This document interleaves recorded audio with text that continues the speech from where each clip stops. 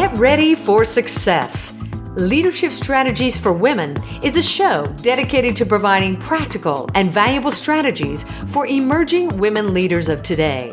It's your time to get inspired, motivated, and challenged to achieve your vision for success. And now, here's leadership speaker and coach, Ellie Nieves.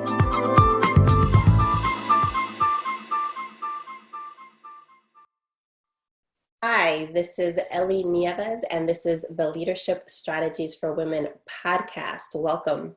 If you want to learn more about my speaking and coaching programs, please go to leadershipstrategiesforwomen.com. I am so pleased today. The title of our podcast is Let's Talk About the Elephant in the Boardroom. And our guest is Dr. Amber Tichenor. As the founder of To Be Coaching and Consulting, Dr. Tichenor empowers women to find their voice, embrace change, and be all that they want to be. She has a PhD in industrial organizational psychology, and she is a subject matter expert on female rivalry. Dr. Tichenor, welcome to the Leadership Strategies for Women podcast. Ellie, thank you so much for having me. I'm honored to talk about this subject with you today. Well, this is such an interesting topic. Tell me, how did you become interested in female rivalry? So it was about 2005, and I was working on my PhD, and it was at the point that I needed to pick a dissertation topic.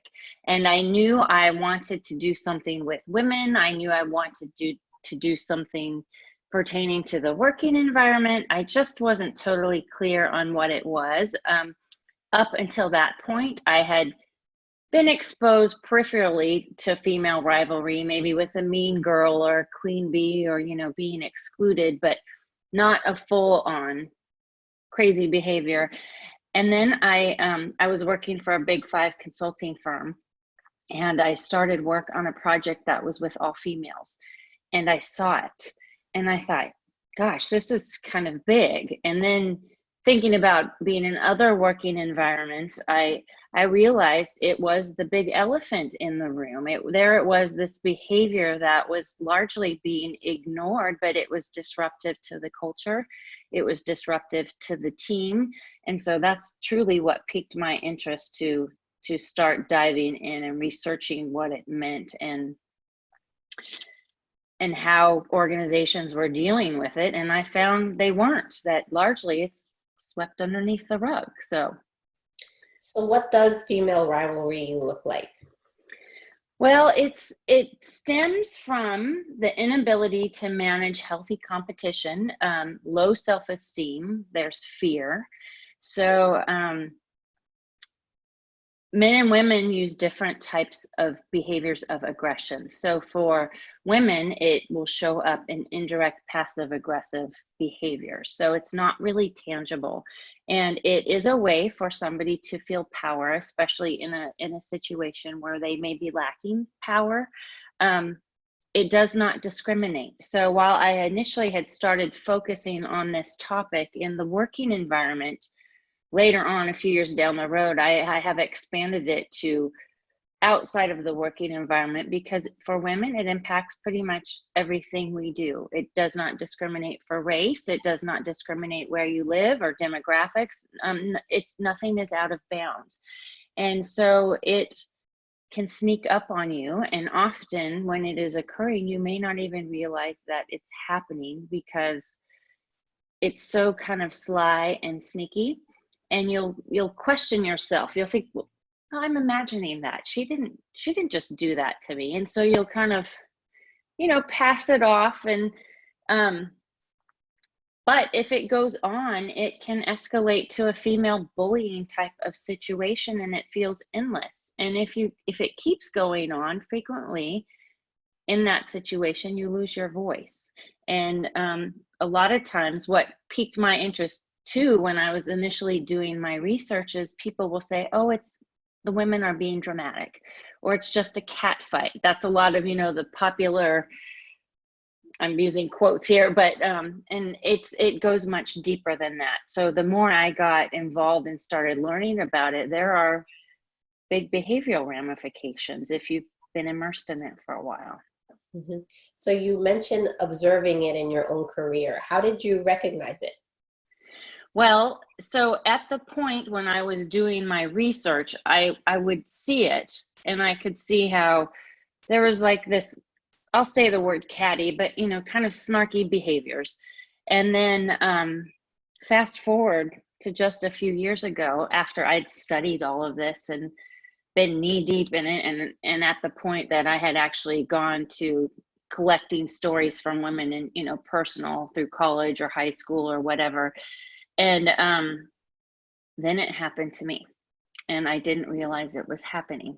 And I was knee deep in it. I was on a project for work, and I knew I had needed to make a change, but I had two little children. It was, my job was working well with, it was close to home. It was flexible, but I'd get the Sunday blues. I'd wake up Sunday morning and think, oh my God, I've got to go to work tomorrow. And all these feelings, and I was not happy, but I couldn't consciously pinpoint all of the reasons why, even though I knew there was a woman on the project that I had tried to deal with, but we were not getting along.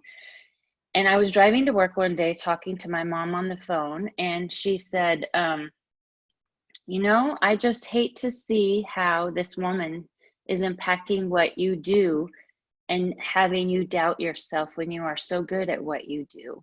And I had this light bulb moment. I thought, oh my gosh, I'm knee deep in this situation, all of what I've studied, and I didn't see it. And I got angry kind of at myself, but I also thought, gosh, if I know it as well as I do, and I've studied it extensively, what does it do to women who have not studied it? And how are they finding their voice? I actually went in and I quit that day. And my husband's like, most people don't just quit like that. Like I had to, but and that's kind of how my business came about. Then I evolved to what I'm doing now, but it really resonated with me that women need a voice on this topic. Yeah, and so interesting, right? Because we've got such a long way to go to achieve equity in the corporate space. You would think that we should be actually supporting one another.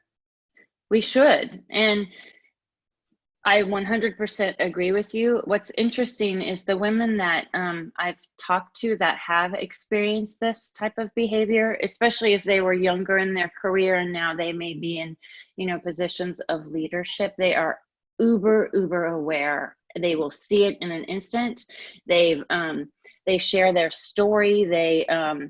They promote transparency and open communication. And so to me, and what I've written about and talked about, is the antonym of female rivalry is the female sisterhood. And that's an environment where women uplift and support each other. And when it happens, it's an amazing thing. So I think, and I was thinking about this last night going to bed, with everything that's going on right now in our society and how we're feeling this isolation. I thought, gosh, maybe this is a pivotal moment that can help. People will miss being together. So maybe this is something that can help to change this perception of women not working together. So absolutely. Yeah. So what is the impact of female rivalry in the corporate ranks? And I think you actually alluded to one of the impacts, which is you lose talent, right? Yeah. You yourself, walked away a very talented individual who could have added a lot of value to this particular organization, and you ended up walking away. What are some other ways that it can impact the corporate ranks? Well, that's a key one. Good people leave and negative people stay. So that as a whole, if you have a culture where you feel like you're walking on eggshells, it's not a true unified team or a cohesive, we are in this together type of culture. And when you are interviewing, that's not something you can immediately ask on an, you can ask, but that's something you feel when you are in an environment. So it turns into an every woman for herself type of environment, and there isn't true or transparent support. And it's the me, what can I do to get ahead mentality. So if that continues, it's not a team. And so it will break at some point. Tell me, Dr. Tichenor, what is a bullshit bully female boss? So I was trying a few years ago thinking of catchy phrases, and I thought, oh, this is a good word. So my definition of it is a bullshit bully boss is somebody who is deliberately combative or uncooperative. So she may show up in a variety of ways. She may be cool or insulting, threatening or aggressive. And she may prey on somebody that is a perceived threat to her, or somebody who is vulnerable or maybe weaker than she is. Again, it goes back to that, how can I have power or control? And I said bullshit bully boss, but it could also be a coworker, somebody, if you're working side by side and maybe you're both wanting that next step up in, the hierarchy. But it's an unpleasant woman to work with.